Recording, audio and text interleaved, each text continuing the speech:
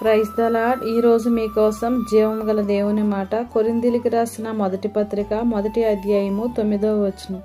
మన ప్రభువైన యేసుక్రీస్తును తన కుమారుని సహవాసమునకు మిమ్మును పిలిచిన దేవుడు నమ్మదగినవాడు.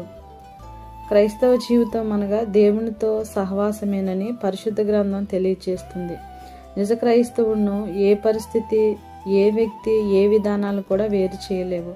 అటువంటి గొప్ప దైవ సహవాసం ఏ విధంగా పొందగలమంటే, మొదటిగా పరిశుద్ధ సంఘ సహవాసం ద్వారా, రెండవదిగా పరిశుద్ధులతో సహవాసం ద్వారా, మూడవదిగా దేవుని పని చేయటం ద్వారా మనం ఆయన సహవాసాన్ని పొందుకోగలం. కావున ఇద్దరు ముగ్గురుము ఆయన నామమును కూడి ప్రార్థించాలి.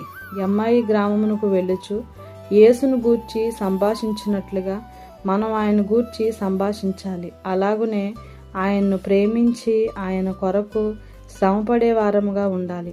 అప్పుడు ఆయన సహవాసమునకు మనం కూడా కలిగి ఉంటాము. మనల్ని పిలిచిన దేవుడు నమ్మకమైన దేవుడు. అందుచేత నమ్మకమైన వానిగా నీవు ఆయనతో సహవాసాన్ని కలిగి జీవించు. దుష్టుని సాంగత్యాన్ని విడిచి దేవునితో స్థిరమైన బంధాన్ని కలిగి ఉండు. ఇడువక ఎడబాయిన కృపతో ఆయన మనల్ని ఎల్లప్పుడూ కూడా ప్రేమించి మనల్ని నడిపిస్తున్నటువంటి గొప్ప దేవుడు మనకెల్లప్పుడూ తోడయిండి నడిపించునుగాక.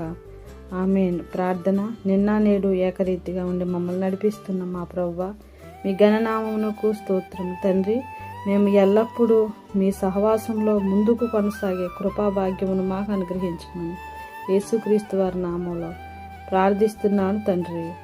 ఆమేన్.